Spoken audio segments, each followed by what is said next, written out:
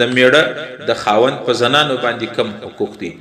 او څومره حد پورې به زنانه د خپل خاوند حقوق پوره کوي. حدیث کې راځي پیغمبر علیه الصلاۃ والسلام فرمایي کومه زنانه چې 15 وخت لمونځ په پابندي سره کوي بیا پر وخت یې کوي،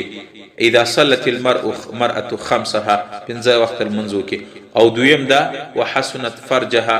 او د خپل شرمګاه زنانه حفاظت وکړي، د خپل خاوند څخه علاوه بل چا سره هغه نه وکړي، واطاعت بعلها او دریم دا چې د خپل خاوند اطاعت وکړي زنانه. دا درې شان چې په زنانه کې وي، لمنځ پر خپل وخت کوي، د خپل شرمګاه او د پردې خیال ساتي، د خپل خاوند اطاعت کوي. نبی علیہ السلام فرمایي دا زنانه جنتی ده، د جنت په کوم دروازه چې زړه غواړي هغه د داخله سي. دخلت من ای ابواب الجنه شاءت، چې کم زړه غواړي د جنت په دروازه باندې چې د درې کار پکې وي. 15 وخت لمنځ په پابندي سره کوي، په خپل وخت باندې کوي، حیا او پرده او هغه کوي د بیگانه خلکو سره، او دریم دا چې د خاوند اطاعت کوي. د خاوند اطاعت دومره هغه عمل دی چې د زنانه د جنت په دروازه باندې خود مختار شي چې په کومه دروازه بیا نه نوځي. یو حدیث کې راځي پیغمبر علیه الصلاۃ والسلام فرمایي قال عن ام سلمہ قالت قال رسول الله صلی الله علیه وسلم ایما امرأة ماتت وزوجها عنها راض دخلت الجنه. کم زنانه چې د مرګ مړه سي، د مرګ په وخت کې د دې میړه او خاوند جن خوشاله وي راضي وي، نبی علیہ السلام وایي دا جنتی زنانه دخلت الجنه، دا به جنت ته ځي، دا د جنتی زنانی علامت دی. ایو حدیث کې راځي یو زنان رااله پیغمبر علیه الصلاۃ والسلام سے پوښتنه وکړه عن محسن قال ان عمه له اتت النبي صلى الله عليه وسلم، زما د پلار خور هغه نبی علیہ السلام تراله، فقال لها نبی علیہ السلام ورته ویل ازات زوج انت، نبی علیہ السلام ولتا واده کړی دی، قالت نعم،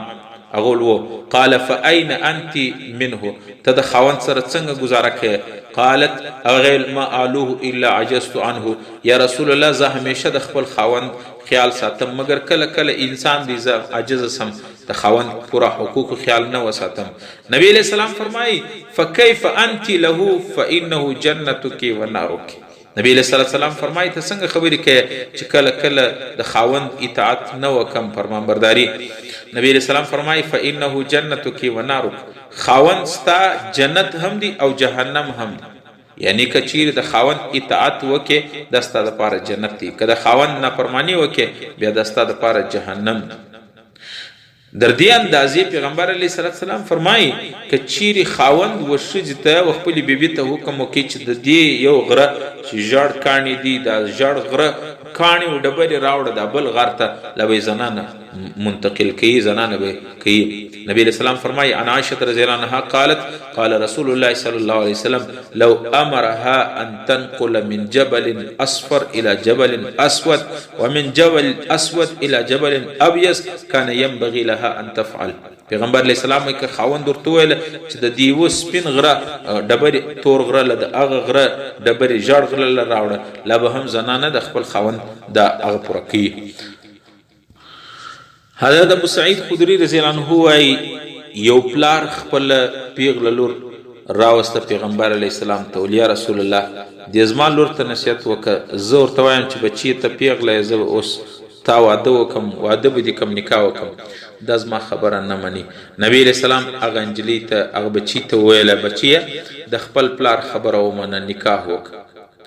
وایي هغه زنانې هغه بچي ورته وویله چې یا رسول الله هغه وخته پورې زه نکاح نه کوم چې تر څو ماته دا معلومه نه سي چې ما باندې د خاوند کم حق دی، چې تر څو ما په نکاح کې د خپل خاوند حقوق معلوم ماته نه وي نو زه د هغه وخته پورې نکاح نه کوم. نبی علیہ السلام ورته فرمایل حدیث الفاظ دی قال حق زوج علی زوجته، د زوج پر زوجه د خاوند پر بیبي باندې دا حق دی. لو كانت به قرحه فلحستها او انتر من خراه صديدا او دما ثم ابتلعته ما ادت حقه. نبی علیہ السلام فرمایي و د انجلی ته د زنانې ته وویله چې د زوج د خاوند په بیبي باندې دا حق دی که د خاوند دا ټوله بدن خوړېدلی او شوړېدلی زخمی په وینو په زو لړلی او در پزه در سرژمو هم ویني او زوی را رواني بیا زنان راولاړه سي روزانه د خپل میړه د خپل خاوند د جسم ویني او زوی او د پزې سره وتلی ویني او زوی دا په ژبه باندې صفاکي په خپل زبه او زبان باندې صفاکي لا هم د زنانه د خپل خاوند حق نشي ادا کول. د دې ست اندازه وک چې د خاوند څومره حقوق. یو بل حدیث کې راځي پیغمبر علیه الصلاۃ والسلام فرمایي صحابه یو اوشرالی نبی علیہ السلام ته سر ولګاوي سجده وکړه لکه سجده چې کوي نو موږ نبی علیہ السلام ته یا رسول الله د حیوانان تعالی راضي تا ته سجده کوي نو موږ خو انسانان موږ باید تا ته سجده وکړو. نبی علیہ السلام په غصه او بیا وویل لو صلح لبشر ان يسجد لبشر که یو بشر انسان ته دا جائز وي چې بل بشر انسان ته د سجده وکړي لامرت المرأة ان تسجد لزوجها نو ما به زنانې ته بیبي ته حکم کړی وي چې خپل میړه خپل خاوند ته سجده وکړه لعظیم حقه علیها ځکه د خاوند حقوق ډیر زیات د الله بعد د ټولو څخه زیات پر وتسوي زنانه باندې د خپل خاوند ان تر دې چې د واده بعد پر زنانه د مور او پلار څخه زیات حقوق د خپل خاوند. النبي علیہ السلام فرمایي تاسو اندازه کوئ لو کان من قدمه الى مفرق راسه قرحه کله دې خاوند د پښو سونه سي در سره پوری ټول بدن زخمی وي شوړېدلی وي تنبچس بالقيح والصديد د اغس ویني او زوی وزي دغه د خاوند بدن سره ثم استقبلته فلحسته ما ادت حقه بیا د بیبي د زنان راولاړ سي د خپل خاوند شوړېدلی او خوړېدلی بدن چې د هغه سوینې او زوی رواني هغه په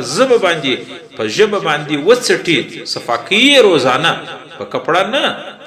کپړه نه په لاس نه بلکې په خپل ژبه او په زبان باندې د خپل خاوند د جسم د وینې او زوی صفاکي. نبی رسول الله فرمایي ما ادت حقه د خپل خاوند حق د زنانه بیا نشي ادا کول. د روایت امام احمد ابن حنبل او نسائی د کتاب کې موجود دي.